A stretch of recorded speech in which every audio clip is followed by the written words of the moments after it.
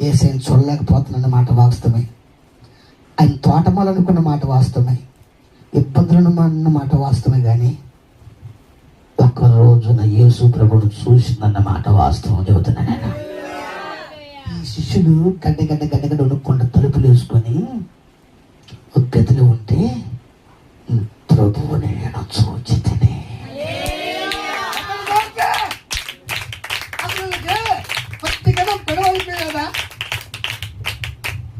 కొద్దిగా బాధ అనిపించలేదా? నాకంటే వెనక నమ్ముకుంది, 7 అడుగులు వెనక నమ్ముకుంది. ఈమె ప్రభువును చూస్తకు ఈమె విశ్వాసం ఎంత గొప్పది, ఈమె ప్రయాసం ఎంత గొప్పది, ఈమె ఎంత ప్రార్థన పొందాను, ఎంత విశ్వాసం ఉంటే ప్రభువును చూడగలిగిందని గుండెలో బాదుకొని ఏడ్చుకున్నారు. ఒక్కలన్నా ఉన్నారంట.